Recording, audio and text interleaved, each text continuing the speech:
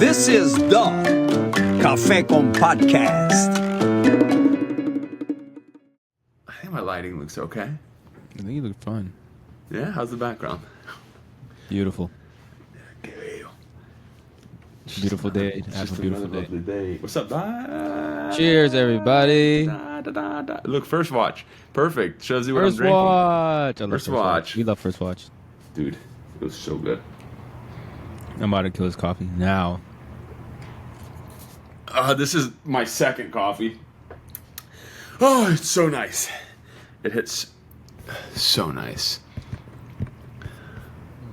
We're back, baby. We are so back. We're back. What's up, Doc? God is good. All the time? And all the time. God is good. God is good. Wow, we How you haven't had doing? one of these in a while. We haven't had one of these in a Yeah, while. man. It's nice. And we're the tank top. The tank top boys. Where's your tank top from, dude? Fit Check. I learned what Fit Check was from my Zara. little cousins. Zara. Oh, yours is nicer than mine. I'm Pants from Zara. Okay. Okay. It's from Zara. Not gonna lie, you look a little bit like a character from Narcos, the way that you're dressed. But it's all good. It's all you're missing. Boyish. Okay. Oh, bro, I had the stash hardly yesterday. I trimmed it. Okay. All you need is like some like Dolce and Gabbana Yeah. sunglasses and just post up and like a little chain hanging around your jeans right there. Post up on the street corner and you're chill, dog. You're chilling, bro. I need to find new pants to wear or shorts to wear summertime. That's what I was telling Sky. This is starting off on a very interesting tip because I Like the shirt. I only wear shorts. I have my basketball shorts or jeans. I don't have like nice pants to wear. Like chino pants. Yeah, like breathable pants when it's 98 degrees Go to outside. Target. Go to Target, bro. Target is killing it right now. Yeah? Target is killing it. All right. Check these out.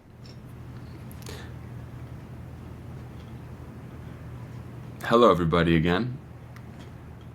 Yeah, how did they... Yeah, those look nice. Shout out Target. Shout out to Target. Yeah, those look pretty nice. Those are pretty nice. I like that. Those... I mean, listen, I'm not a snob. I don't mind going to good old Target. Target is Target. I'll wear anything that... I'll wear anything. For me, I'm always about comfort. I don't mind a little discomfort, but I don't like tight. I'm not into like the tight stuff. No, so same. if I wear it, and it doesn't fit me. That's the other thing. I Yeah, have the 'cause- Cuban Thunder thighs. So Yeah, when you I got wear thunder when I wear thighs. yeah, bro, when I wear tight stuff, it doesn't fit right. So everybody, please forgive. Hello first and foremost, little Cafecito Time. We're back. We're so back. Back. Thank you for our extended little pause, but we're back right now. We wanted to just do one of these, even though, as you can see, the backdrop's... Ooh, Flanagan. Shout out Flannies. We love Flanagan's. Homebred. The backdrop's different, as everybody can see. I'm on the road. I don't have my setup. I don't have my mic, so if I sound a little different, excuse the sound and the different and the distantness. I need to find myself another road mic. That's another thing that I need to be able to pack something into my suitcase that I got to figure out how to. Yeah? It That I sounds got to really figure good. out how to do it. Sounds really good, Right on. actually. Right on. And it's beautiful up here. We're out in Florida because Sky is filming something in Florida right now, and we're blessed enough that I can come and visit that I can come and accompany her and still do work out here, and we have our doggo with us. She's Big sleeping blessing. right on the other side. It's amazing, bro. It's amazing. I mean, the sky looks gorgeous. It's This a is the beautiful thing, day. bro. This is the stuff that I miss. I don't know if you can see if I get out of the way, but this Clouds, sky. I mean, wow. that's what I miss. Clouds Dude. have been hitting lately, man. Ah, look at that, bro. That looks like a Vincent Van Gogh painting. That looks Really? like a Van Gogh painting. God That is did. gorgeous. Look at that, God did. dude. Speaking of, that's the good old DJ Khalid. We need a little DJ Khaled action tonight for the Panthers again. We do. We do. No. We're a team of destiny. We got him shook. We're a team of destruction, bro. Destiny and destruction. It's literally the supers. Like it's like from Mighty Ducks, the Super Smash Bros. But the whole Dude. team. I mean, They're a nuisance. I think that again, you could say this about any game. This game is one of it's going to determine what's going to happen in the rest of the series. The way that Edmonton bounces back, because they were shook. I'm not going to lie. I saw, I've been talking to Kyle about this whole series, and I talked to Reed also. Shout out Reed, who is in Colombia right now. He is. He said he should be done around December with this whole trek from the tip of North America to the bottom tip of South America. Wow. Right? I think it's called the Great Transatlantic Expedition. I don't know what it's called. We've been chatting about it. Dude, I was talking to him on the phone as well, and he knows hockey. Him, Sky's uncle, and Kyle are like the people that I know in my personal life that know the most hockey. And we're just talking, and honestly, I don't think anything is rigged.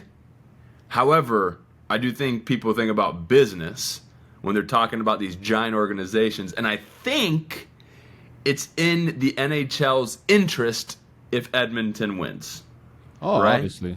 Because they have Connor McDavid and Leon Draisaitl, two of the biggest names in the sport. And also, it's all the stuff surrounding, like Wayne Gretzky lost to the Islanders when the Islanders had their 4-peat, right? But then the next year he came back and he stopped them from having a 5-peat. So he beat them, and shades of Wayne Gretzky are in Connor McDavid. I mean, Connor McDavid, bro, is unbelievable. Yeah. Listen, I'm going to be honest. I haven't watched much of the Stanley Cup Finals or sports in general, but you guys are my friends. If people don't know, when it comes to sports and just discernment, I have some friends that are pretty unbiased and they have a good head on their shoulders. And I've seen time and time again on the group chat, you guys calling out the refs on certain things. Yeah, I mean, listen, I can't say that we're unbiased because we're all homebred South Florida boys. So, I mean, I want the Panthers to win. I mean, come on, But it's certainly one of those things that I'm watching it, and I just think, how are the first 2 games, the only reason that we came and we split is because the Panthers are a better team, all-around team. It's very balanced. Last year, it was evident that the Panthers were way better. This year, Edmonton picked up some boys. However, I'm watching it, and I go, dude, Edmonton's doing like the same stuff. That's the issue with these sports. It's so hard to be completely objective because even yesterday, I was watching the finals game, and I've heard all this stuff about Shea baiting for free throws and all this stuff, and I was like, God, what? And then I was watching it yesterday, and I was like, oh, I understand why people say that. I think every great superstar at some point realizes it's not about how you get the numbers, or it's not about the numbers. Getting the numbers. It's also about how you get them. Be methodical. Right? So if you got to go to the free throw line 16 times a game, go to the free throw line 16 times a game. And it takes, you got to be smart or intelligent in the way you move. And Shea's very intelligent. Yeah. Right? But I was watching it yesterday, and I was just thinking, man, especially at the beginning of the game, I was like, wow, man, this guy he's really playing the game, even though he had an off night, and it ended up being balanced. But it's just tough, man. I can't imagine being a ref. Being a ref, because it's hard to not follow momentum in games. Of course. So you dictate at the beginning how you're going to call the game. And the powers that be tell you don't blow that whistle if the game's flowing. Oh, dude. Don't blow that whistle. And especially in a 7-game series, by game 3, the refs they're reffing different. They're letting a lot go. I saw that last night. They were letting a lot go. Like exactly, it's what I mean. Start of the fourth. Well, at the beginning of the game, it was tight. They were blowing whistles for everything. Right? I'm talking like in the first minute and a half. Shea got called for an elbow up, like he hit Nemhard, so they called him, and they've had a little beef these past 2 games. So by game 3, there's already enough storylines that have happened and enough evidence that they're going to start calling things differently. Yeah. So anyways, that's just kind of the thing. Why haven't you been watching sports, dude? By choice, or just because you haven't been watching it? I've just been occupying my time with, it was just family and reading the Bible, doing devotionals. I mean, I love sports. We all know that. But yeah, dude, I've been consumed by the Holy Spirit, man. and it's that simple. It's like that GIF I sent you yesterday. Yeah, My quite man's literally. on fire for the Lord. Yeah, man. I'm just in life. I just been more focused on life in general. So what have you been focusing on? Go ahead. That's one of the things that I wanted to talk about today because I got some stuff that I wanted to Just talk about too. fellowship in church and outside of church. Reaching out to family members and friends. Just showing them my love and letting I've been asking a lot of people like, what do you need prayer for? What do you need prayer for? Also as well, like it sounds corny, but I'm praying for my future wife because she exists, right? She's a real person. I've been doing devotionals for that. Just been super focused, bro, on Jesus, bro. It's like hourly, like just singing the gospel, it's just that. Yeah. Let me ask you. Okay, so when you say you're praying for your wife, what are you specifically praying for, and why have you started praying for? Because you and I have discussed. I mean, we've known each other since we were 4, so we've talked about everything. But I think one of the good things about the way that it's funny. Whenever I talk to my mom on the phone, and I'm going home to go visit my parents or whatever, my dad will be like, "Stop talking on the phone. You're not gonna have anything to talk about when you get home." Yeah. But I'm like, the thing that's which is hilarious to me. The thing that I like about observing that I like about our group of like brothers, our band of brothers, so to speak, is that even though we've talked about everything, as life continues on, we still sort of talk about what's happening in that moment, right? So it's not that we haven't covered that stuff before. It's the fact that we're in this place right now, so we're kind of covering it now. So why is it important for you, I guess, now to be thinking about your future wife or praying? Because we talked about your relationship sort of track and history and your mindset surrounding it. Yeah. So why is that something that's coming to your focus now? Why is that something that's coming to your focus now? So should I answer first what I'm praying for, or why is it coming to my focus? Whatever now? you want, Doc. I guess why it's coming to my focus now, because well, first I asked God, weeks ago in church to bring me my wife, and He told me specifically focus on me first. Like I remember the other day when you told me like date yourself first, but really I got to date Jesus first, right? And just focus on Him and not because I'm not. So what does that mean? Like I'm not ready. I'm not ready. Dating Jesus. That was just a funny little. That was just a funny little like clip. Daily, just walk with Him. Pray. Yeah. After I pray, I sit in silence for about 15 minutes. Singing gospel music consistently, and all these things I'm saying is not because I feel like I have to. Like sometimes we felt that as kids going to a Christian school, but I yearn for it now. Like when they say like when you work out to the point where you don't work out, you feel off. I feel off if I don't do these things, and I haven't been not doing these things, so I haven't been felt off. I've been feeling at peace. Just being in the Word, reading the Bible. And being intentional when I pray, be intentional when I read the Bible, being intentional when I do devotionals, being intentional when I'm in fellowship with people, when I evangelize. I'll go to Target and I'll play gospel music on my phone. Like I have no shame in it. Obviously, I'm not going to play it super loud and just draw attention to myself. But you don't be one of those old people. Yeah, it's not Facebook Reels. I do it with loud. discernment and humility, right? But I do it because it brings me joy as well, and just having conversations with a lot of people, a lot of human interactions, like not using my personality traits as a crutch anymore. So let's I don't mean to cut you off there. But let's go into this little section over here, and then I want to go somewhere else. What are you praying for specifically when you talk about that you're praying for your future wife? Okay, so you're saying that you need to focus on God and sort of dive into God first so that you can develop that more. But what are you praying for? Good question. For people that are probably Thank you. for people, it's a great question though, because people will if I don't answer this, people will assume like the typical.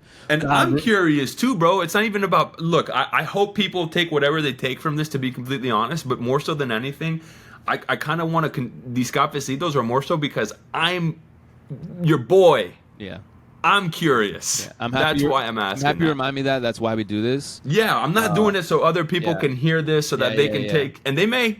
All right, and that's amazing. But it's more so because I want to know. Yeah, and I don't. The reason why I say that is because I don't say these things to glorify myself. It's to give people testimony to help them realize they're not alone. About a bunch of young single men that I've spoken to recently, you're not alone.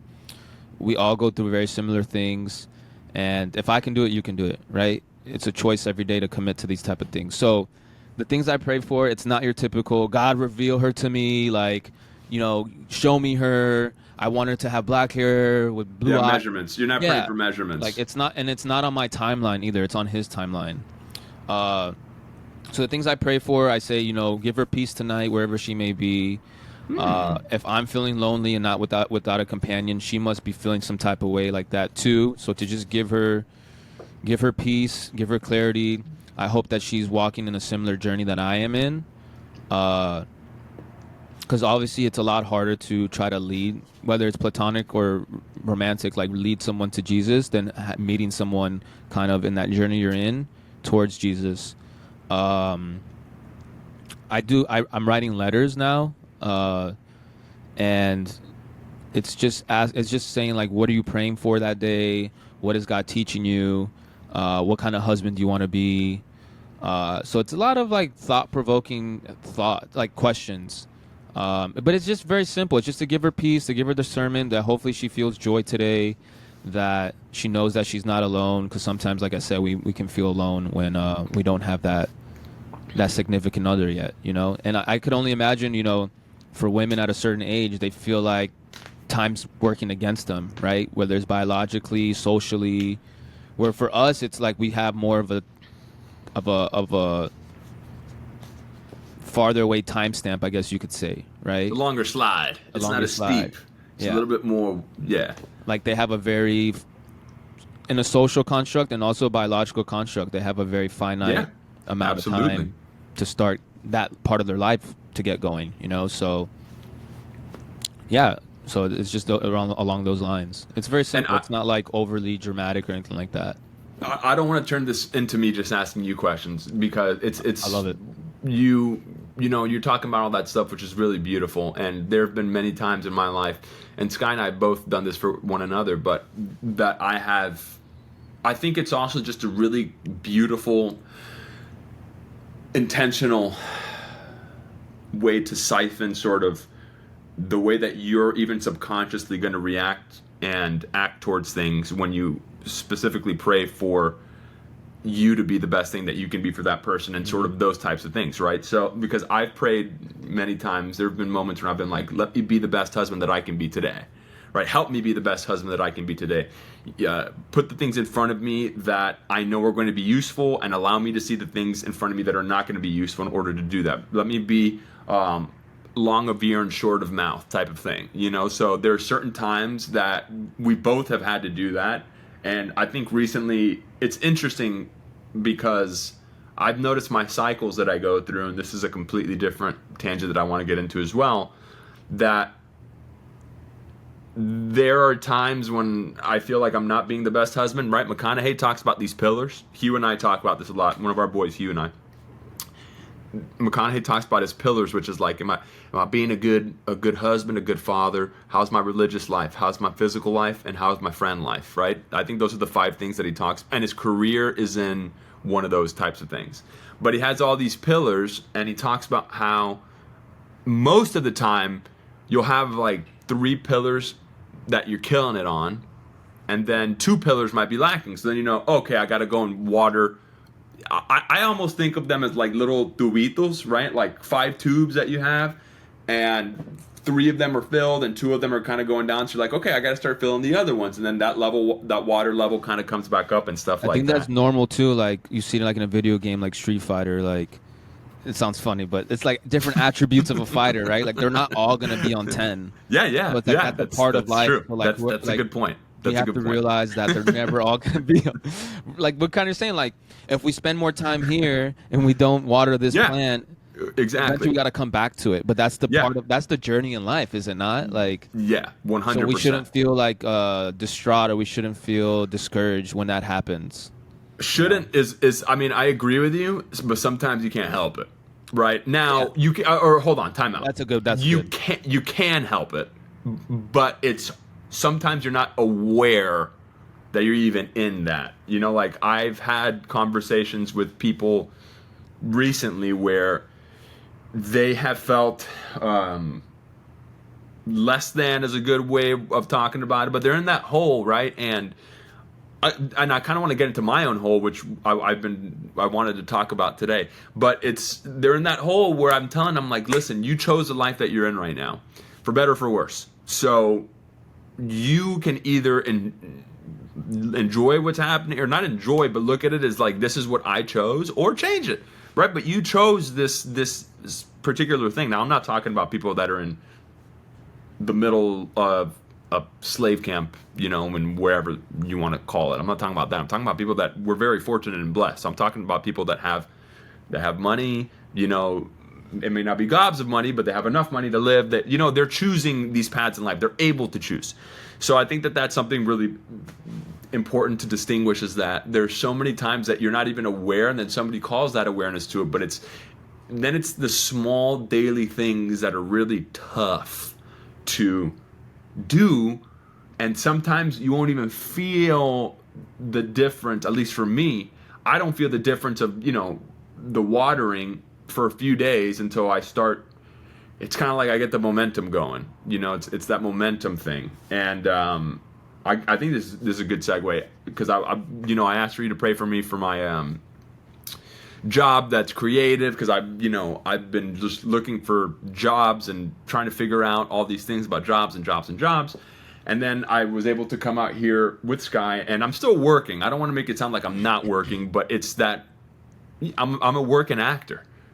So being a working actor, it's a lot of feast or famine when it's coming from someone else, which is why I kind of wanted to start this up again, because this is a sense of creative control that we have. You know, we can do it on our own terms, when we want to do it, when we're available to do it, to put out what we want, which is amazing. Yeah. And it's available for anyone to do. I'm doing it on my computer. I don't even have a camera. You know what I'm saying? Like, I'm doing it on my computer with an AirPod, whatever. But the point that I'm making is that I came out here and Sky's shooting. Sky's crushing right now.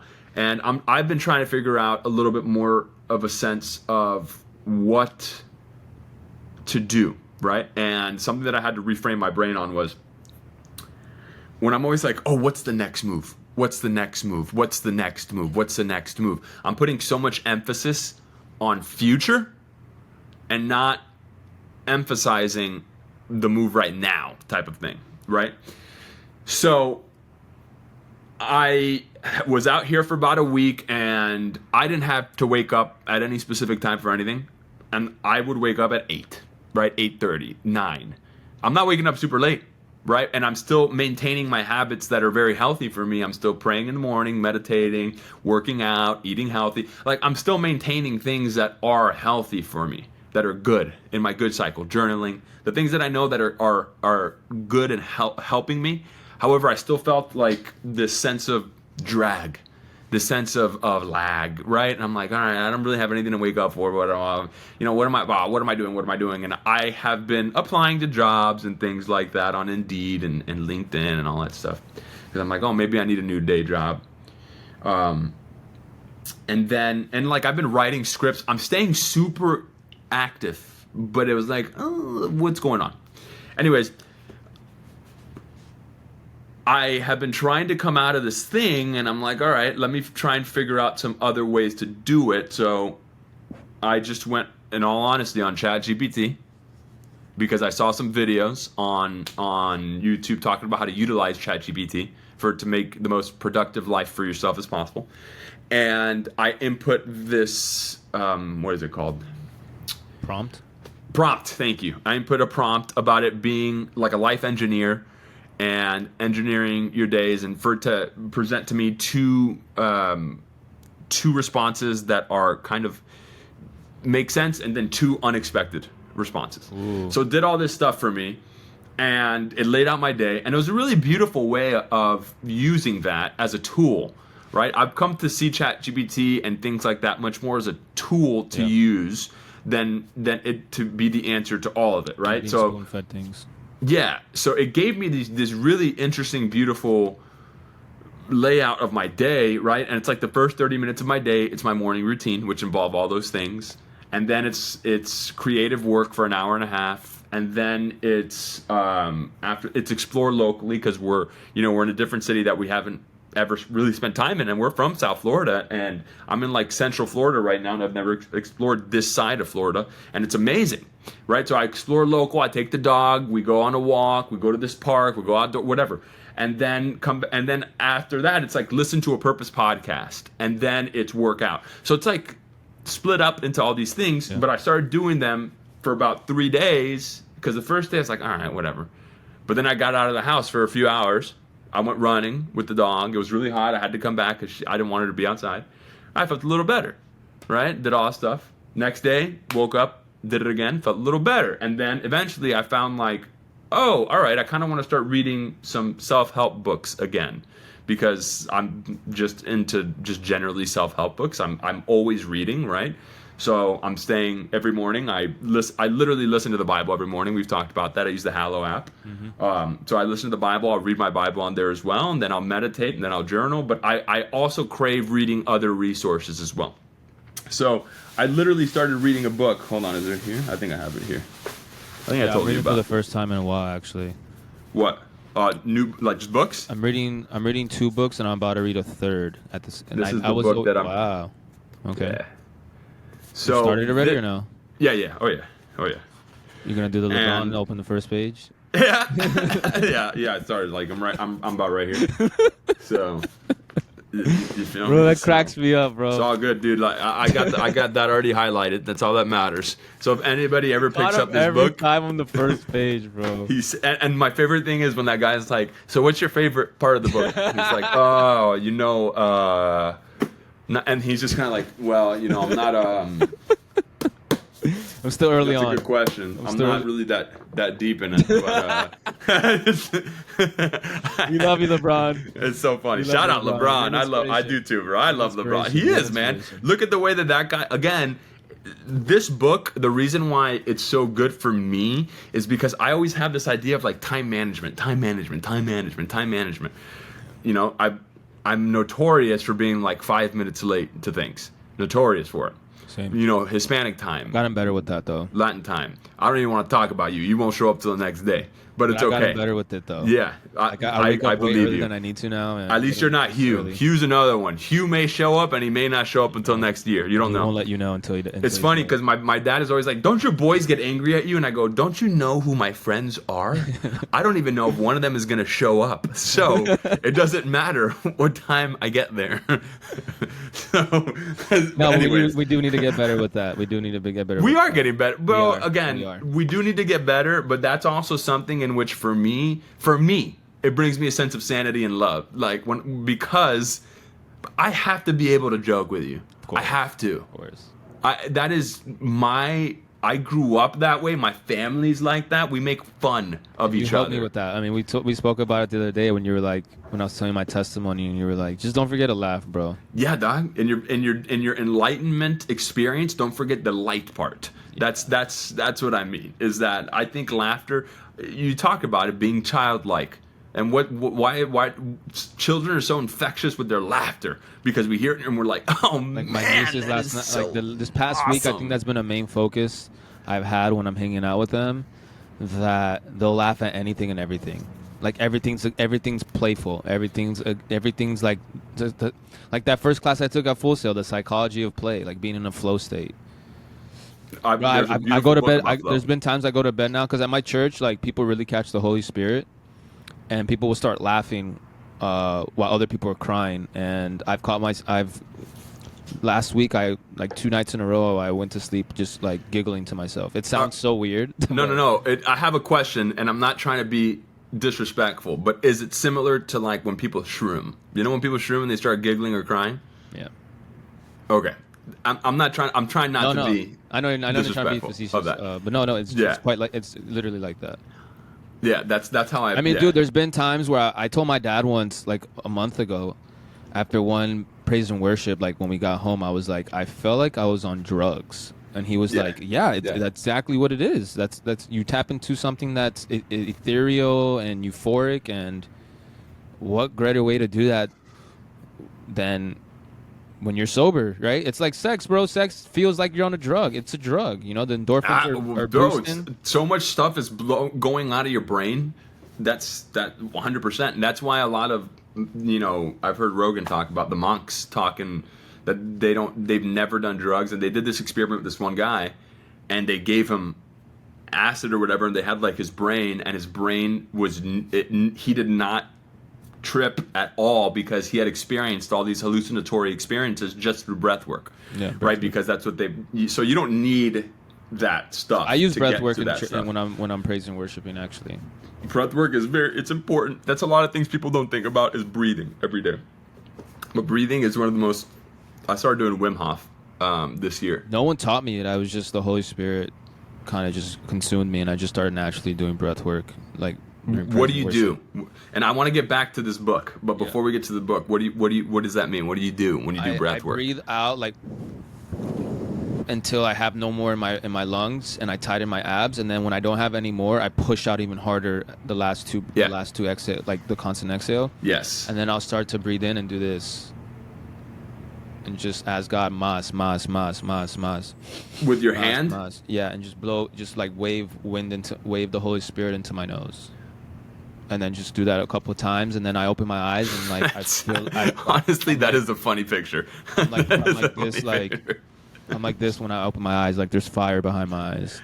Yeah, it makes sense. Start looking like this, like I try not to make eye contact. I don't make eye contact with anyone because I know I'll probably freak them out. But yeah, it's very real, bro. It's I don't deny that it's real. It just reminds me of like Wim Hof. Wim Hof breathing it's like a state of like, and you do it up and down, up and down, up and down, up and down, up and down 30 times. Yeah. And then you, on your last exhale, you breathe all the way out, and then you hold it for a minute and a half, 2 minutes, two and a half minutes. And then after that, you do what's called a recovery breath. So you breathe in and you hold that for 15 seconds. And then you let that go and you start the normal breathing pattern again. So it's like that fire breathing. They have fire breathing in yoga also, right? So it's like where you breathe in through your nose and like exhale everything through your mouth. I've 100%. When you said you have fire behind your eyes, no one told me to do it that way. It just came off very natural. When you have fire behind your eyes, I was like, that does make sense because people do fire breathing. That's like something that that doesn't sound crazy. And then to me. sometimes I'll say like Yahweh, like Yahweh. That's literally what we breathe is God's name, Yahweh. Yeah. Like Yahweh, like, and it's powerful, bro. It's powerful. How many people are there? And we're going on a little bit of a diversion. That's fine. But how many people are there when you're there at church? First off, how many times do you go? How many times are you going now? I go Sunday church, and then Friday nights. They have like 4 groups. They have a high school group. They have a college group, and then they have 25 to 34-year-olds that are single. I go to that one. It's called Levels. Okay. So is that like a Bible study? Yeah, it's like a praise and worship on Friday nights. It's like a congregation essentially. Like sometimes we'll all be together in the church, and then we'll go off in our groups of age group or like high school, college, 25 to 34-year-olds, which I'm now. Got it. Just for moments of fellowship. So you guys are just kind of like for a little. We'll do either praise and worship together, or we'll do it separately, and then we'll have a sermon. Like whenever our leaders, which is like a couple that they've been vetted to be the leaders of us, we do a sermon with them. Like 2 weekends ago, we did trivia night. So it was like fun. Like we did like trivia night, we just did like game show type of things. And then there's a group above us that's for couples or singles that are like 35 to 44 or something like that. What denomination is the church? It's non-denominational, but if you were to go, some people think it's like Pentecostal. Like Pentecostal. Yeah, that's what it reminds me of. Yeah, Pentecostal or... and some people would say, oh, they're kind of wishy-washy if they're being non-denominational. And it's like, no, like when you get there, it doesn't feel like your typical non-denominational, like lukewarmness. Like there's nothing like that at this church, Sounds intense. From everything you've told me, I would say from the outside looking, intense. That's why 2 years ago when I went to the front, so the pastor, come to the front when I'll pray for you. I prayed. Yeah. I went to the front, and he came specifically to me, and on the mic, he was like, "You don't understand how many people have been praying for you." And he put his hand on, like my hand over me, and then afterwards, I turned around. My mom and all her friends were crying, And when I got Which home, makes sense. That does make sense. yeah. And then when I got home, I was like, this is too much. I'm not ready for this. Like, I'm too introverted for this. And I tell people my testimony is we'll never be ready, right? Like that old saying that goes, a sailor waiting for perfect winds will never set sail, right? Or perfect waves. That's true. You have to be willing. You know, it's never.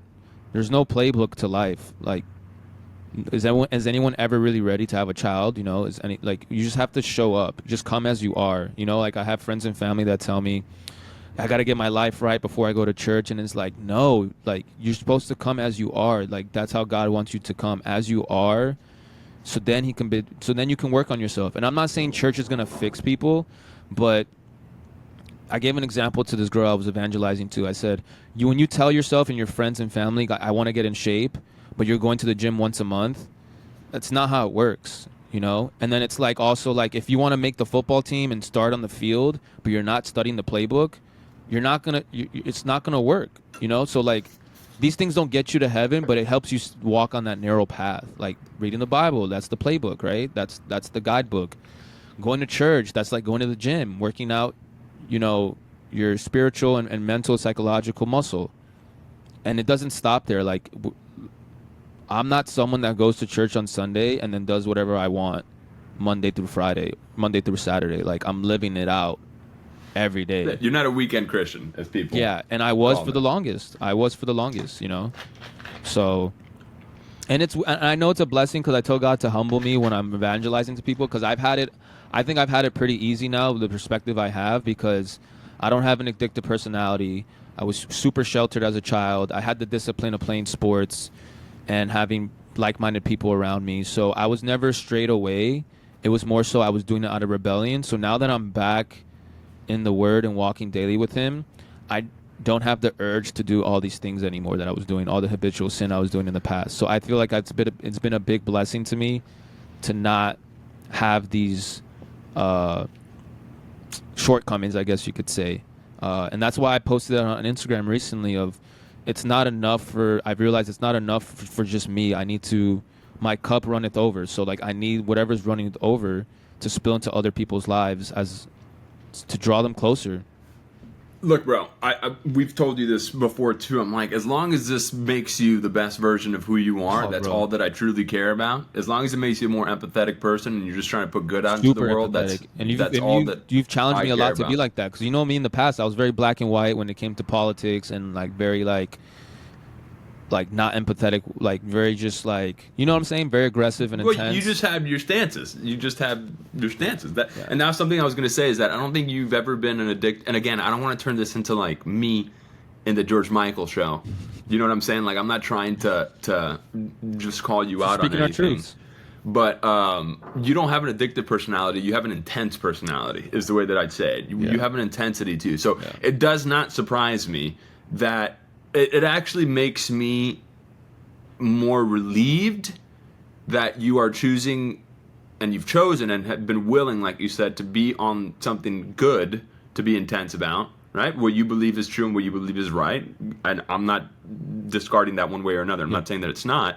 I'm just saying that I'm glad that your intensity is focused on something that is for good rather than something that's not, right? And that's the good part for me of religion. That's what I always talk about. I'm like, there's plenty of things that I do not agree with in organized religion, nor do I think that they're good, right? No, it's human. We tarnish it. Whether it's politics, 100%. Business, social constructs. All of it. And I go to say this too, like I'm not about religion. I'm about relationship. It's just all the things I'm doing seem to be religious, but it's like an athlete. Like at the end of the day, they're an athlete. They love the sport they play, but the reason why they love it and they're so good at it is because of the process. The reward is to get on the field.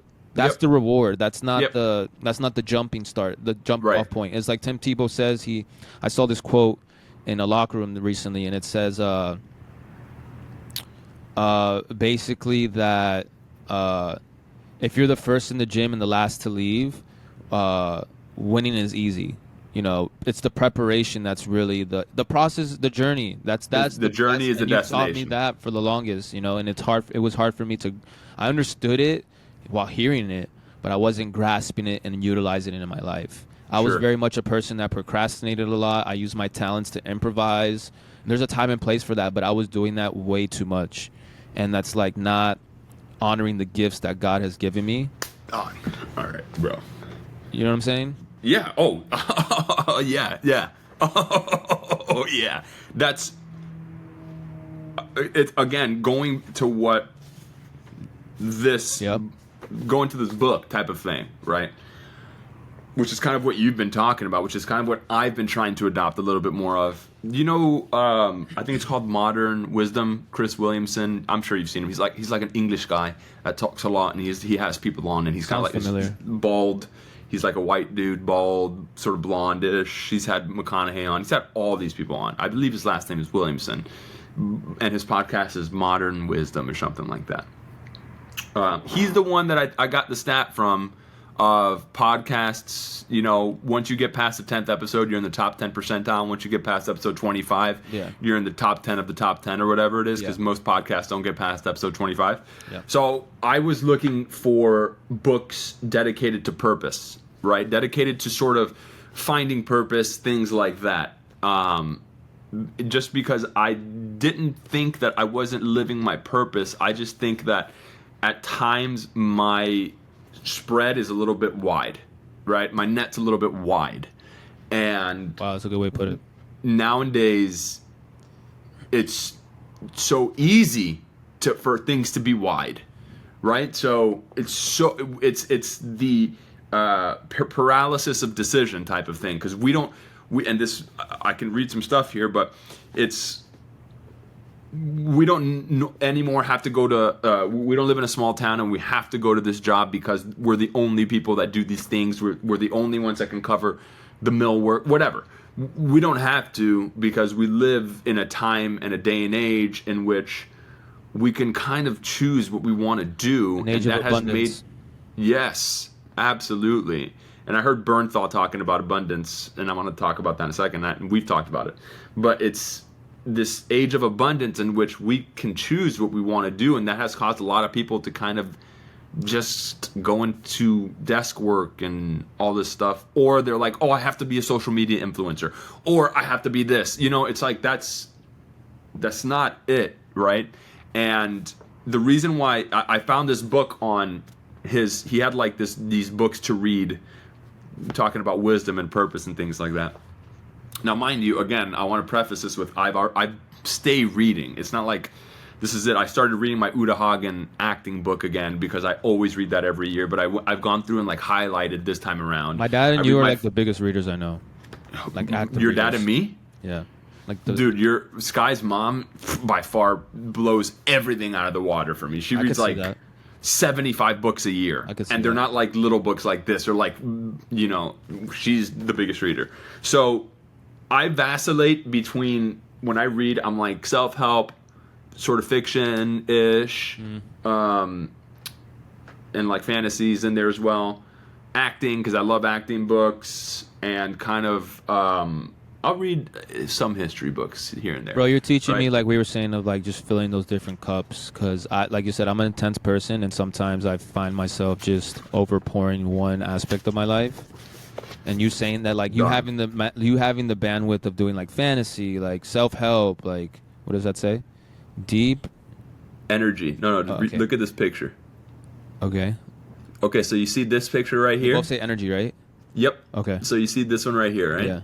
Energy, and if talking about casting a wide net, look, that's you putting your energy into all these different things versus energy in one direction, right? So basically, okay. I'm going to read a really quick thing that I highlighted. Essentialism is a disciplined, systematic approach for determining where our highest point of contribution lies, then making execution of those things almost effortless. So this whole thing is all about taking out what doesn't matter and only focusing on those things that do, right? Less but better. It's about pausing constantly to ask, am I investing in the right activities? Which I'm going to go to what you were just kind of talking about in your life. That's my testimony right now, and I think we're both going through that's that exactly right what I was going to kind of get to, is that in your life right now. If you don't prioritize your life, someone else will. That's something else that kind of hit me pretty, pretty intensely. Is that thing right there? And I'm trying to find. Okay, here we go. This is another thing we were just talking about. The preponderance of choice has overwhelmed our ability to manage it. We have lost our ability to filter what is important and what isn't. It's called decision fatigue. The more choices we are forced to make, the more the quality of our decisions deteriorates. So anyways, this is all kind of to talk about what you've been talking about in your life, which is why I'm very happy that you have decided to go in a positive direction with what you are focusing your energy sort of towards.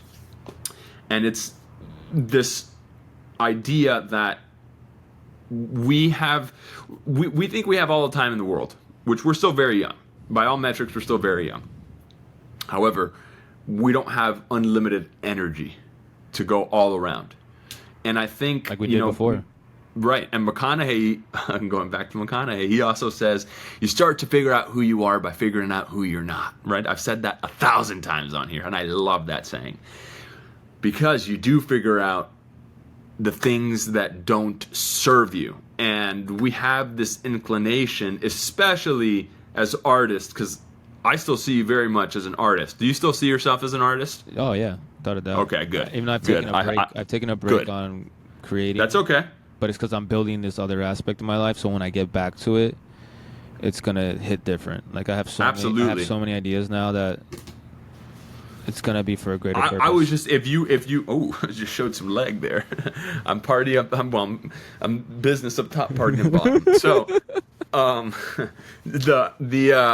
I was, if you were gonna say that you weren't an artist, I was gonna challenge you because you still very much are an artist to me. I don't think you're ever. And I know it can can come off my journey. People be like, "Wow, he's shutting off these things of his life that were feeding him a lot," and it's like, no, I'm just.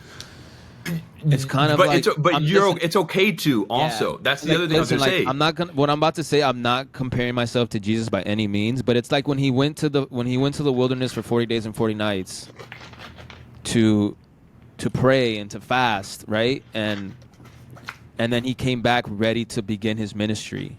You know, it's kind of like that. Like I'm stepping away from these things that God has given me so I can focus on him. So when I come back to these things that he still is giving me, I can see it in a new light. 100%. I mean, I think that in doing what you're doing, again, it's about recalibration. You are, we've all had our little deep, and I kind of want to get to what I was going through this past week as well, but we've had our little divots and deteriorations, throughout our lives. Our friend group is what I'm talking about. And one of the things that we've been able to do, all of us, has been bounce back. We've all been able to bounce back, which I think about that Rocky Balboa quote, it's not about how many times you get knocked down, it's about how many times you get back up. Shout out Rocky, shout out Sylvester Stallone. Yeah, shout out Sylvester Stallone. Life ain't easy. It's gonna put you down to the ground. Right, so, let's go. It's yeah. my man's got stone hands, and I mean he's got fingers. He looks like Rossi out here.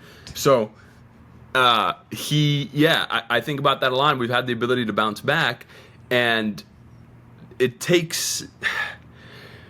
There's so much distraction, bro. There's just so much distraction in all these things that we do, because again, I'm still searching for what the current move is. However, I feel like I've bounced back in the sense that I am on this. Rossi always talks about execution. What makes you feel better? Executing. But Rossi's a very intense person, right? So that was huge what you said right now too, because you brought it up in the beginning, and I think you rounded about is you're not looking for the next move, you're looking for the current move. Correct. That's big. Because the next move means that you're living in what you're going to do. Anxiety. Yeah, exactly. You're living in that anxiety of what I'm going to do versus that going. What can I do today? Well, dog, and that going is going to present itself from what you're doing today. So that person that you are tomorrow, first off, you don't know who it's going to be. Second off, it is it's going to be present at some point, and that present is from what is right now, if that makes sense. Yeah, I don't mean to be churchy, You know? but that's what God intended us to be, was present, not omnipresent. That's his job. That's why Adam and We Eve can't be omnipresent. Well, even we if can try to be with the phone, with technology, with multiple text messaging. Right. Like we try to Right. emulate that, and like that's not our job. And If you want a book, dog, I think you would like this. Just you don't have to. It's not an intense read, but it's something that is so like. Go ahead. You can keep talking. I didn't mean to cut you off. that's Go the ahead. intention that he had. That's why he created Adam and Eve, was so that they could be fully present with him and not worry about what was going on. I mean, they were so present they didn't even know they were naked, right? They weren't ashamed of it. And the most times I've heard God speak to me or have the most profound moments in my life is when I'm the most present. Like you always tell us, be where your feet are. When In you're his present presence. in God's presence. Exactly. That's because I think about Yosemite, right? I think about. To be present in his presence, yeah. Well, I was listening to that Wes Huff, and I'm pretty sure I don't want to put words in his mouth, but the one on Flagrant, that he was talking about how certain people feel God's presence in different areas.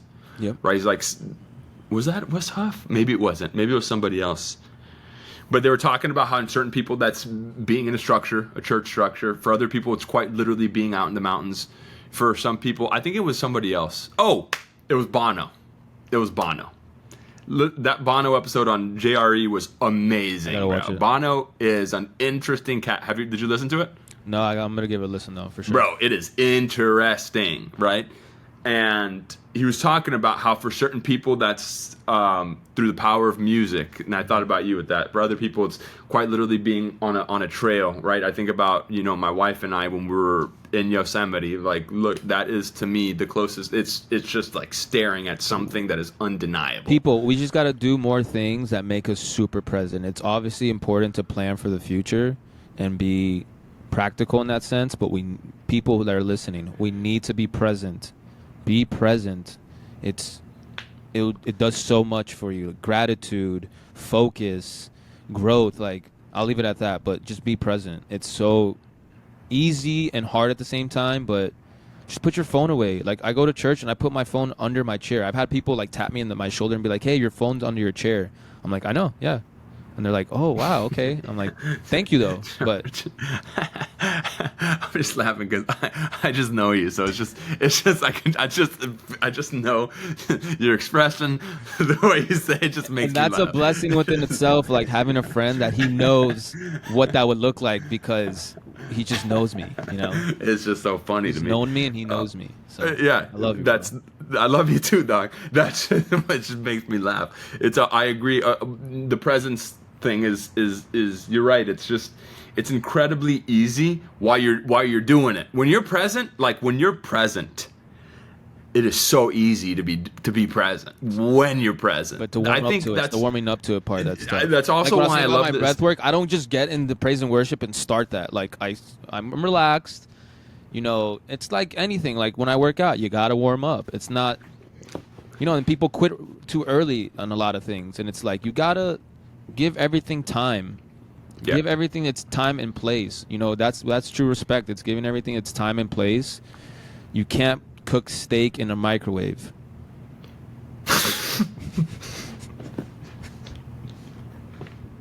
Add some butter or some olive oil and let that thing go, bro. Let that thing go for a couple minutes This guy's in the talking pan. about Street Fighter, and you can't cook steak in a microwave, bro.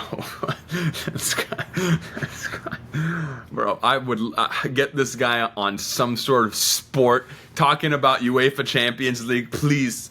I always felt like I get could be him a as a sports sports psychologist. analyst, I so feel I like I can could- just hear this out there. You got to give things its time. You gotta let plays develop. You can't cook steak in a microwave. I went hard left with that. Dog, that was it's perfect. So I think that's another reason why I think I love this podcast thing. I don't even know what this is. It's hard for me to call it a podcast. It's an enigma. Dog, when I tell people I do a podcast, which I got to tell you about this association meeting I went to. It's like which was almost awesome. disrespectful to what we do. It just doesn't make sense because it's almost disrespectful to podcast. You know what I'm saying? Like, I look at other podcasts, I'm like, that's a podcast. You know, I look at our thing and I'm like, I see that. I mean more the opposite. I mean, like, it kind of hinders, like, because everyone has an idea what. Well, a I podcast agree. is now. I think it's both, like, disrespectful to podcast and disrespectful to us because it's like, And not you in know a what I'm rude way, saying? It's just like it puts us in a box. Yeah, And I just don't think this this is is not a box. I think maybe it's because it doesn't feel like a podcast to us. And I think maybe that's why. It's because when we started it it was legit just to talk to each other. I mean, I think you came up with the best bio that we have in our bio, which is like something conversations. What is it? It's like intentional conversations.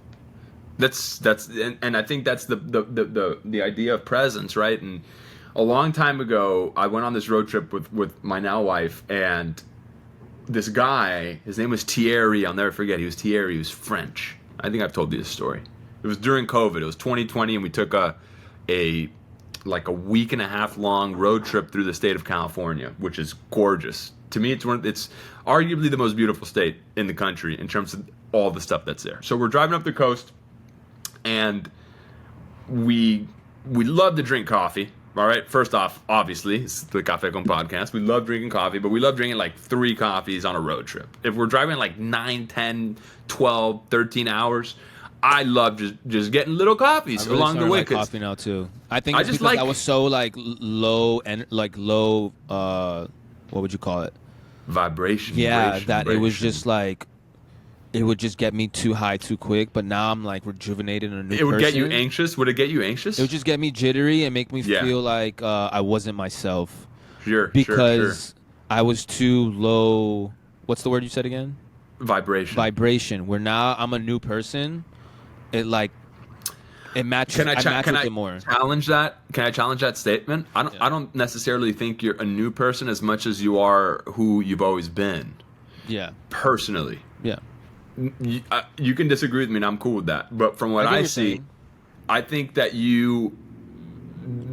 again, it's like I feel like I'm not a new person. I'm becoming the person God intended me to be. Yeah, man, and I agreed, 100%, amen. And I think that one of the things that we talk about a lot with our boys is like whenever we've had our boys introduce significant others to the group, the thing that I always say, at least in like, is this making George the most George possible? Is this bringing out the most George? Is this making Hugh the most Hugh? Yeah. Is this like baby Huey? We call him that all the time, right? When baby Huey's out to play, it's unbelievable. Is this making the most Nick? Kyle, you know? Like, I think, and you can, for instance, do you think that Sky makes me the most me? Like, does she bring out the most of me? Yeah, that's I think so too, because that's what I felt. When I first met her, I'm like, oh, that's right. That's who I am. You know what I mean?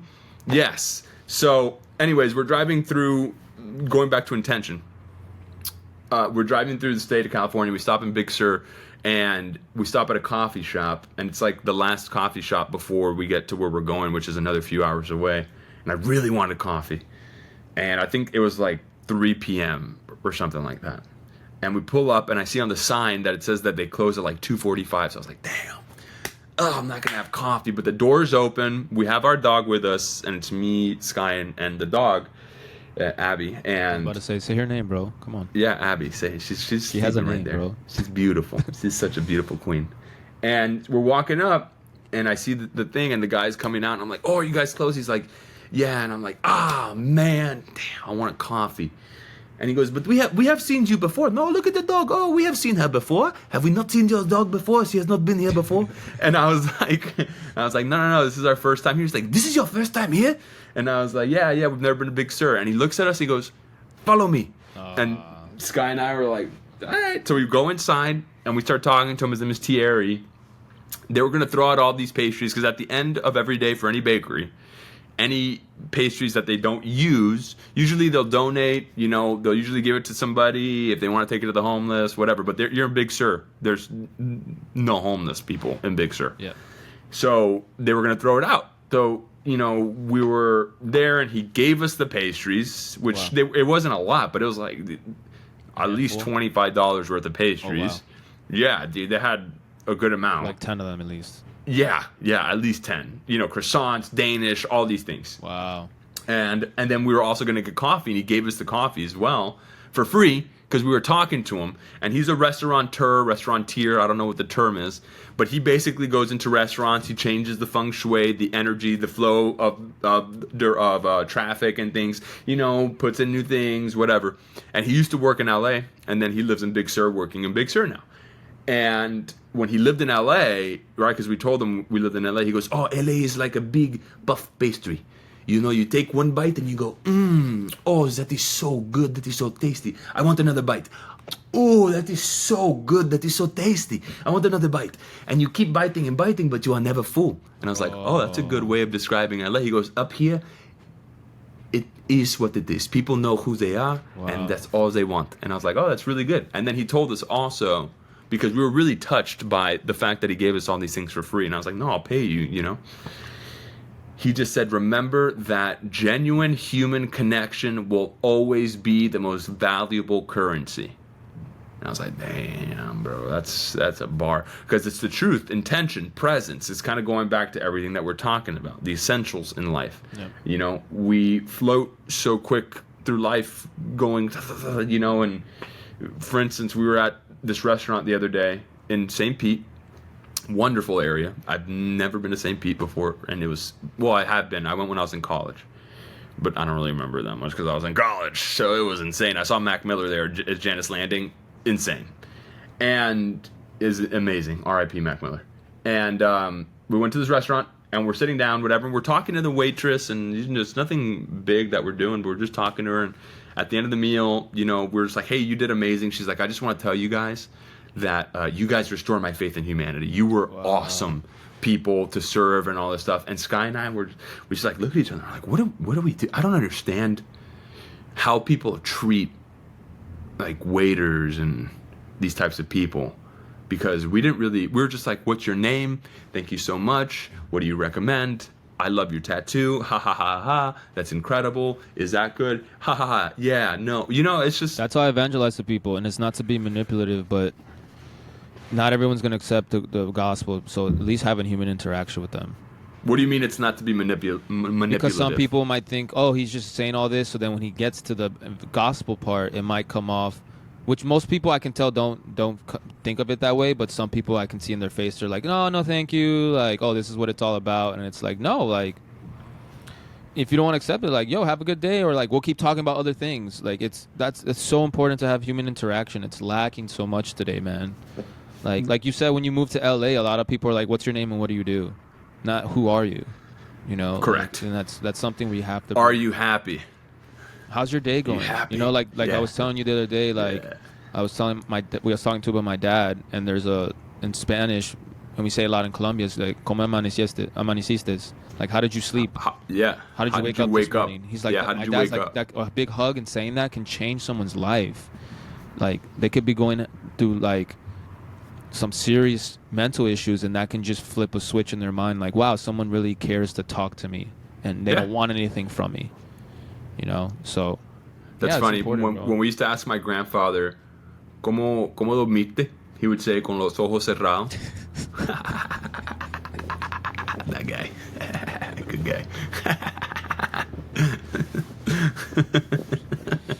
Love you, Aurelito. Yeah, I love him, bro.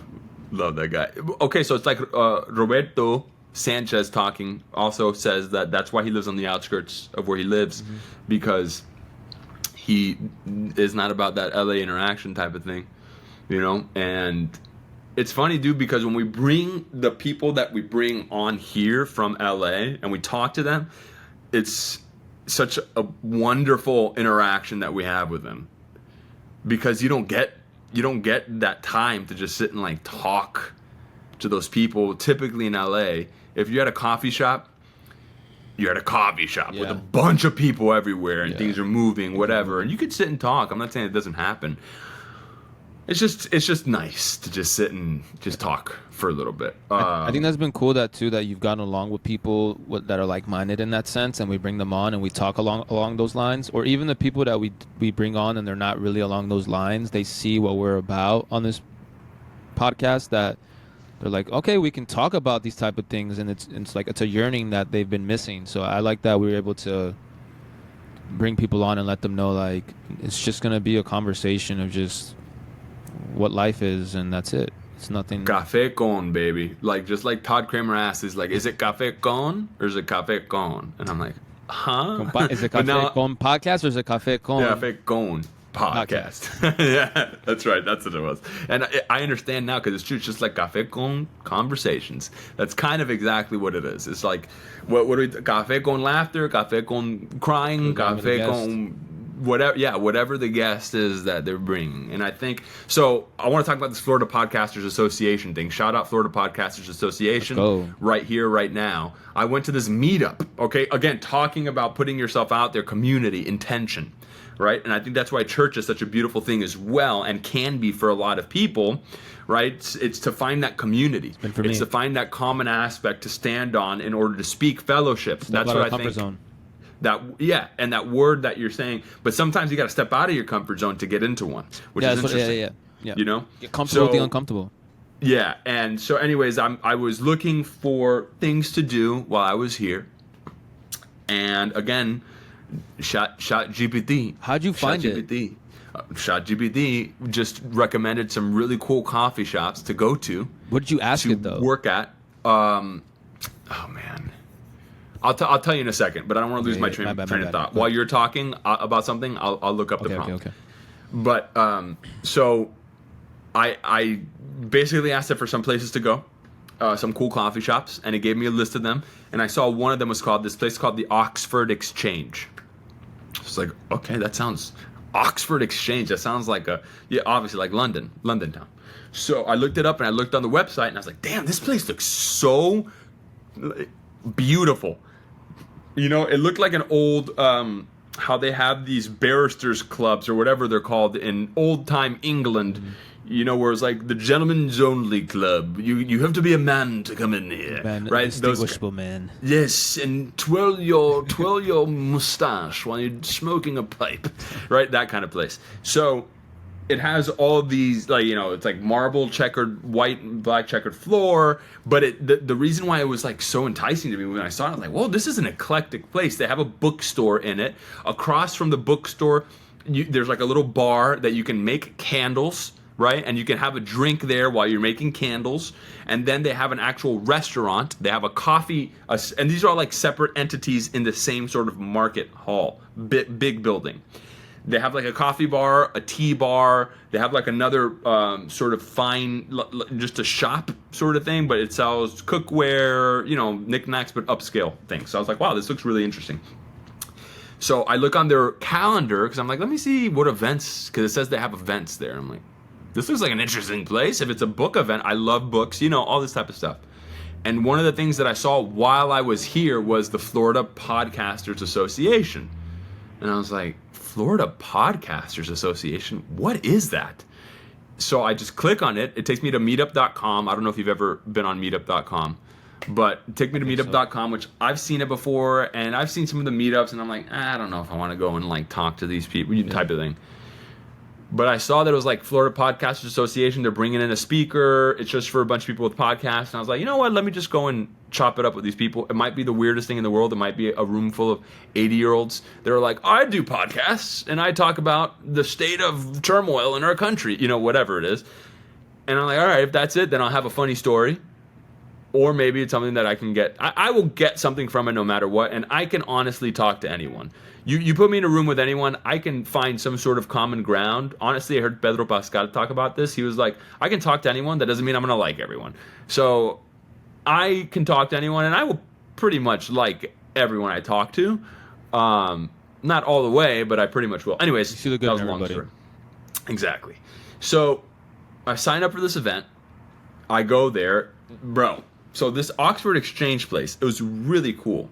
They have a podcast studio that they built there, 2 microphones, 3 cameras, and the backdrop is like a library. So you can rent out this space, even if you're a non-member. You can rent it out by the hour. So like, let's say that we had 7 guests that we wanted to come on, and let's say we had 4, and we're going to shoot 4 episodes in one day.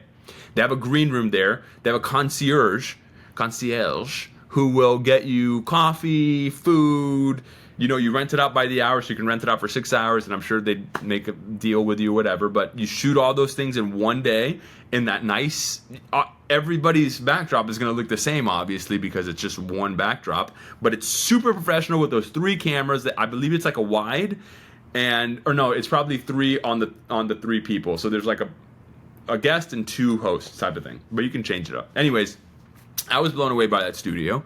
I saw it and I go, that's the type of thing I need to be seeing. I need to see it. You know what I mean? Sometimes you need to be and like feel it, so you can get a little bit of that energy soaking. So you can be like, whoa, that's the kind of stuff I want in my brain. And then I met a bunch of people there. There was real estate podcasts. Some people were in intellectual property, a law for content creators for podcasts.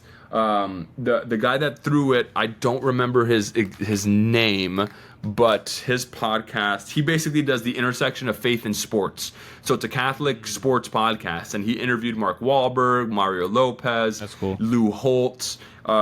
He's talked to a lot of people on his podcast, and then he has another one. I forget what the other one's about, but his wife has an AP history podcast. Ooh. So it's like she's in teaching, and she pretty much helps students and teachers as well listen to what's going to help them teach their students.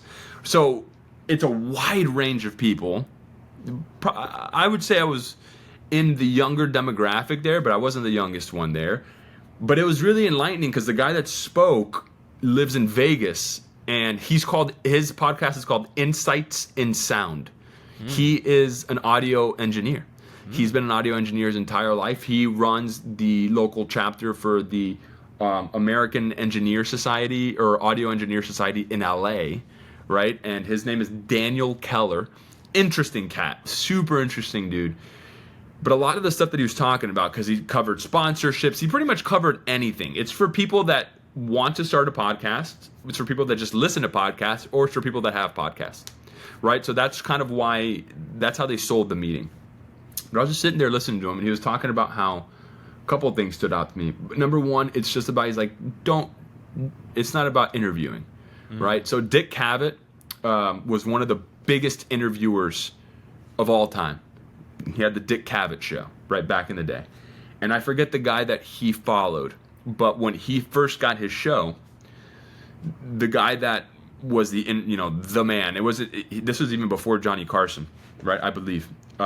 But Johnny Carson, just so people have an idea, is like Johnny Carson, Jay Leno, Jimmy Kimmel, whatever, yeah, Jimmy Fallon. So that type of thing. So when Dick Cavett took over the seat, his predecessor called him and told him, "You want to know how to be successful?" And he's like, "Yeah." He goes, "Don't interview people.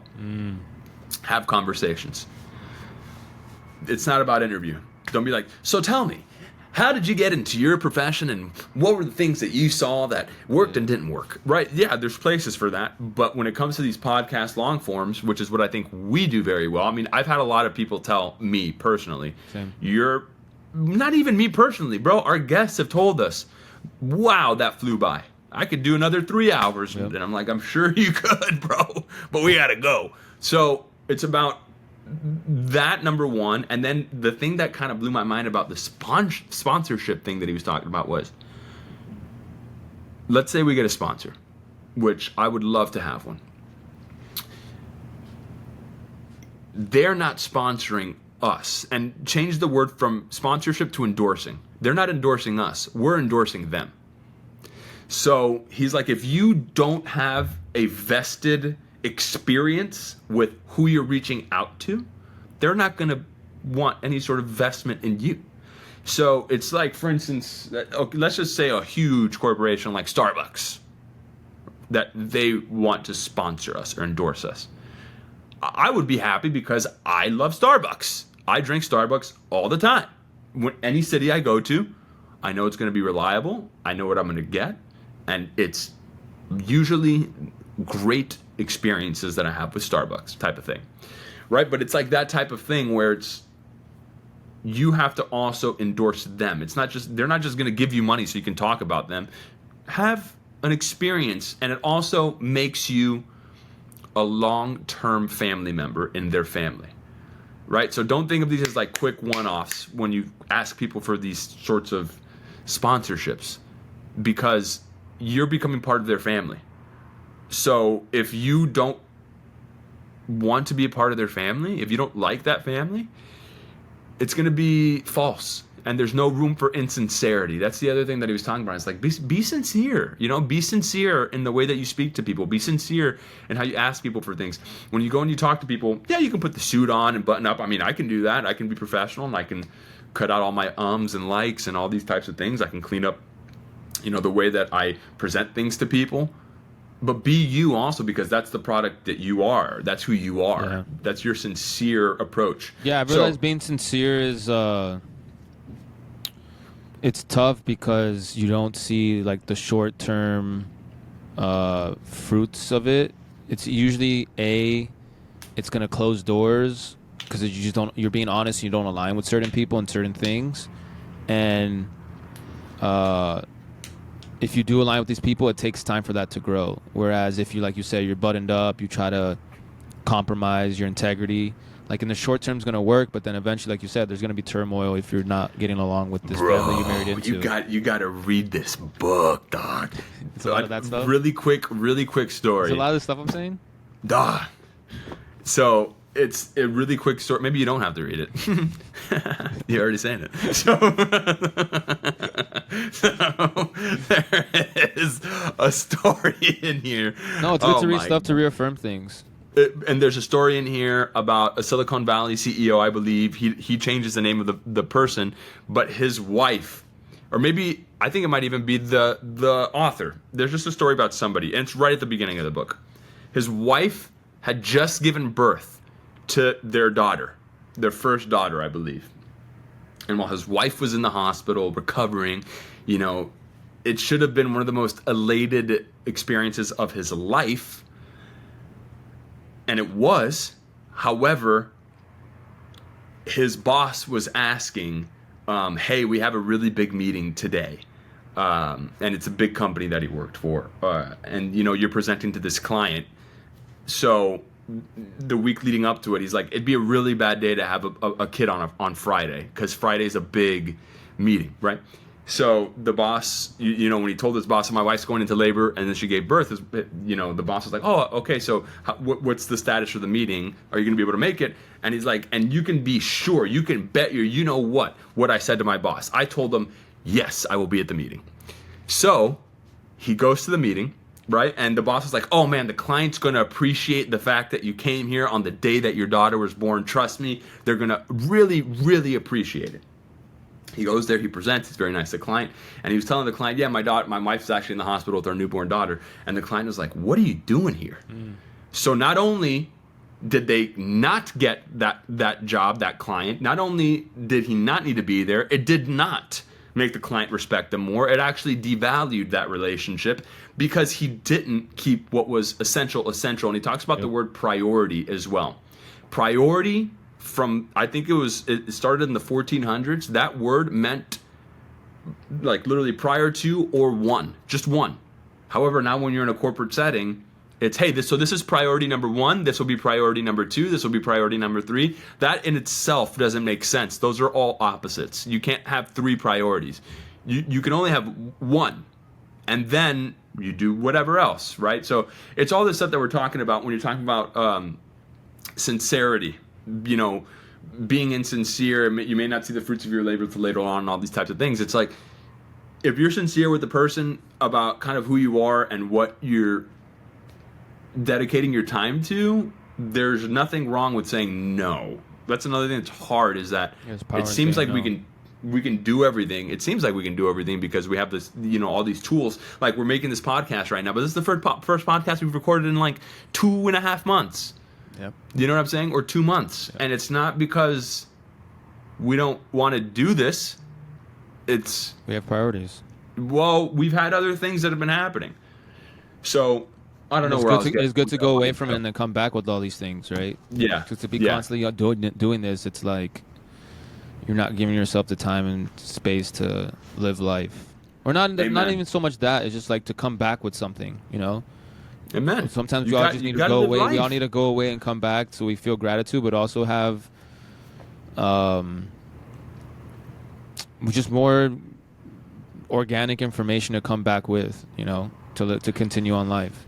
So Yeah, and I'll this is kind of like the last little thing that I want to talk about, because I'm gonna have to, I want to like get going here in a second.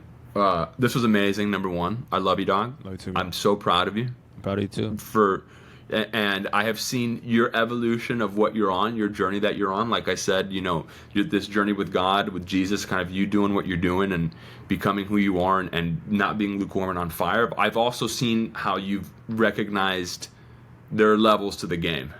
You know what I'm saying? So it's not about like if you're at a 10 and the level comes to whatever it is, it's not about that becoming a lukewarm thing. You've just recognized the amalgamation. It's not like this or this. I think it's more of a form thing. So I've seen that with you when we've talked, right? As we've talked, and in your journey that you're continuing to grow on. And I even pray before that you this, remember I used to grow. mention things of like, it's not this, it's this. Yeah, absolutely, bro. Absolutely. And going to the grateful thing before I forget, I heard Bernthal talking on Dak Shepard's podcast. John Bernthal. First off, he's an incredible. I think he's an incredible actor, because Who's that you see again? him and the Punisher. He's the What else did he play? Punisher. I can't put a face to it. He I was know. in Walking Dead. That's the thing that made him famous. The main guy. He's in the first. No, he's in the first couple seasons of Walking Dead. He was the one. He was Rick Grimes' best friend that ended up getting with his wife after the world, because Rick Grimes was in a coma for like a year and a half, and everybody thought he was dead, and then his best friend swooped in and like protected his wife and his kid, and that's John Bernthal. He's also in Wolf of Wall Street. Who's in Wolf of Wall Street? He's the one that knocked out Jonah Hill. He's the one that was like smoking a cigarette while he was doing. He was the ripped one. He was the he was ripped in one. Fury. He was in Fury. Correct. He was in He's Fury amazing, as well. man. Unbelievable actor. Unbelievable, because he's Stayed the dangerous. course. He stayed the see him, course. and that's the other thing. He's dedicated. Now he's getting his flowers. He's been. It's like Walton Goggins. Well, I mean, They're both. like before, like this little run he went on, you could tell it was a long time coming from him. Correct. That's 100%. That's a conversation I've had with Kyle as well. That I was just talking about this journey of acting that I'm on, and he's like, "Bro, what else are you gonna do? You can't stop now. You're killing it." Like that's just. I'm pretty sure you would have told me when you asked me if I still consider myself an artist, and I said no. Like if I didn't, you would have been like, "Bro, you didn't make it this far just to make it this far." Man. That's correct. And it's also about don't look further on down the line, just look right now. So yeah, that's exactly right. You're right on with that. Which again is why I love our band of brothers. We ride together, we die together, bad boys for life. So hang on. Bro, you gotta learn the words, son. You don't even know the damn words, bro. That's true. So Bernthal was talking about how, and I think I've told you this story, and he's publicly said this story, which is funny. I met him at a grocery store in LA. Really? All right, but he was preparing for the Punisher, I think, and he had like combat boots. He's a big dude. He's at least 6 foot. Okay. Right, so he's a couple inches taller than me. Yeah. And he had combat boots on. He was in it. A shaved head. He's like waiting for his food at like the hot food counter. Living it. And Embodying I just it, went not up to living him. it, but embodying I just tapped. I just tapped him because I was going to tell him how much I respected his work and everything.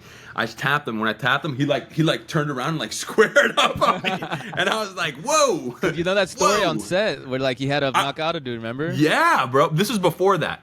This was before that story where the guy came and he hit that guy, and the guy was running away. He's like, "You're a real one. You're real." And then the police were chasing the guy through there in That type of Baltimore. stuff for a minute, like that. Yeah, correct. And I'm gonna get to the abundantly grateful story, but he just kind of like turned around like that, and I was like, "Oh, whoa, I just want to say I really respect your work." That's it. He's like, "Oh, thanks, man. Thanks." I was like, "Didn't want to bother you, just wanted to tell you that. So thank you." He's like, "Yeah," and that's it. That's all I had with him.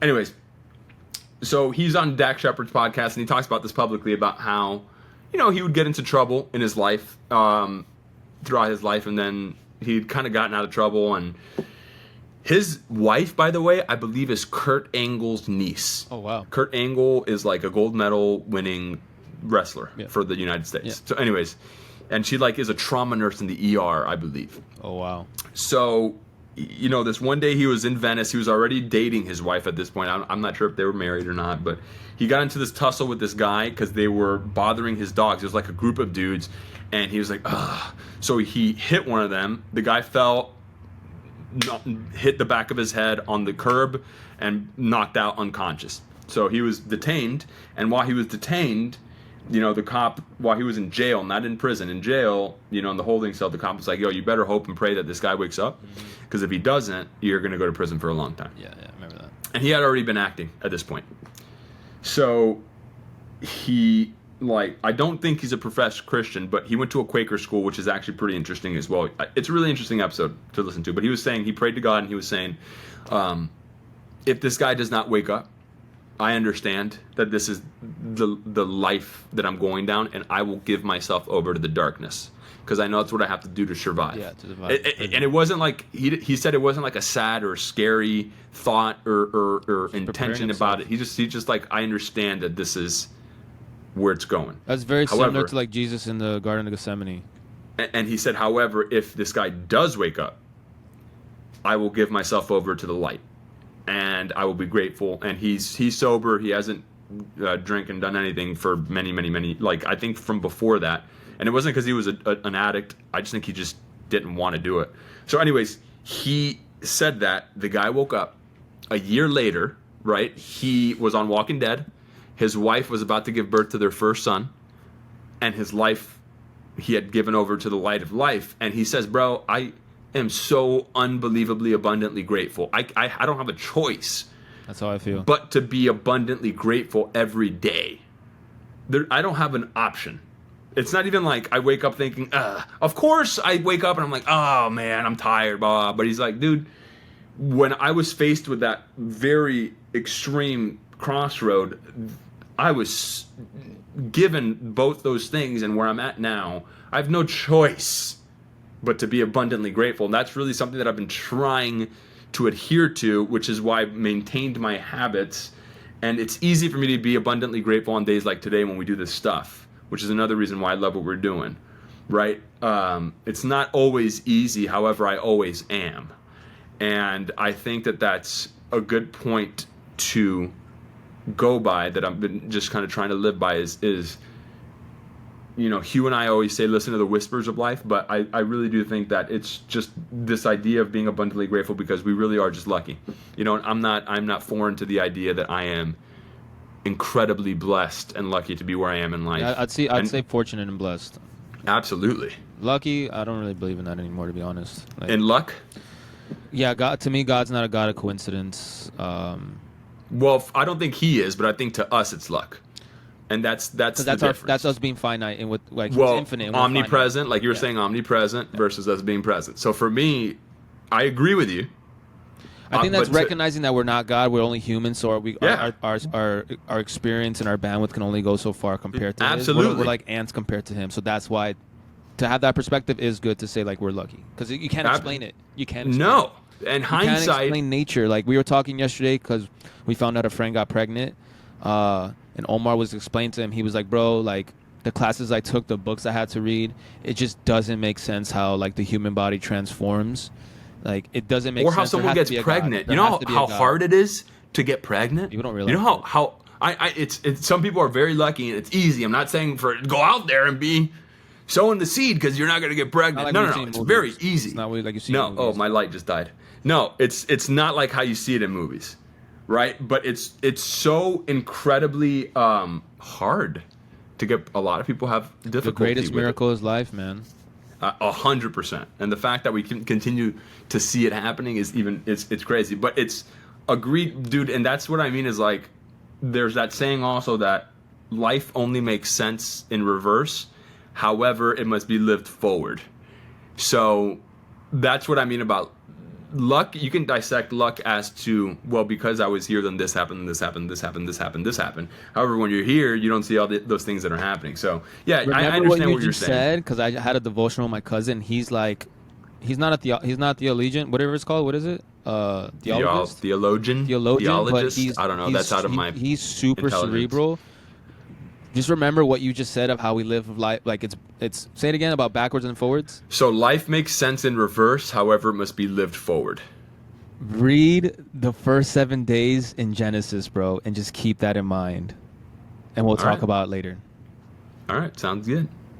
Is there what? Let's end on a moment of gratitude. I'll go first. What am I grateful for? The journey, baby, and my boys, and to have allies and community. It's very important. And I'm grateful that I was feeling down, so then I made the decision to go and be brave. And look, I like talking to people, so it's easy for me to go to talk to people. But just putting myself out there in a community of just randos was really cool. And honestly, it was low stakes because I'm like, I may never see these people again in my life. I don't live here. So I just spit everywhere. But I think that's a huge thing. Just go into certain situations thinking that low stakes. Yeah, just really grateful for people. Really grateful for people. Really grateful for the journey and Amen. just trying to be. Yeah, I'm just grateful for. I think that I'll just stay at that, and obviously the fact that I have a wife that we've again been fortunate enough to come to places like this, and I can come, be with her. Oh, I know, and something else you were talking about earlier. You said something about how it's hard to be being sincere sometimes may seem hard because those fruits may not blossom and all that stuff. You were talking about that earlier. And I was like, it's not that hard for me to be sincere. But the reason why it's not for me is because I come home and my home is already taken care of. You know what I'm saying? Like, it is a shell of honesty. So I don't care because I always come back to that. So it's like a shield, I guess. Mm-hmm. So yeah, I think that's another kind of tying back into your prayer for your wifey is just to maintain your home and sincerity, and again, your home is where the heart is. So keep your thing going. All right. So what are you grateful for? Let's end it on that. I think it's a good note to end on. That's literally it, man. Like I mentioned briefly earlier, and I'll repeat it again, is I pray about it a lot and I thank God a lot, and I'm super grateful how easy this transformation has been, how easy this radicalization has been in my life, because I know a lot of people personally that have reached out to me since I posted that post on my story, that they're struggling with a lot of the temptations and the shortcomings.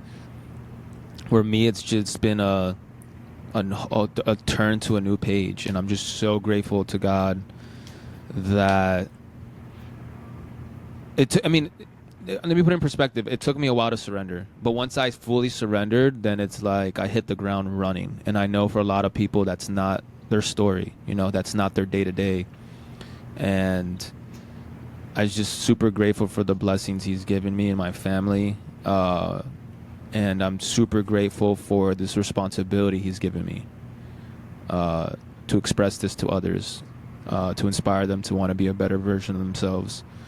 So yeah, I'm just grateful of the undignification that has come with all this.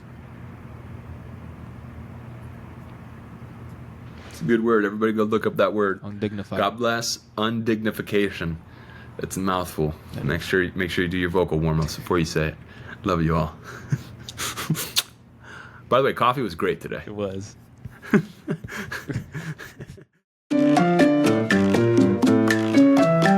This is the Café con Podcast.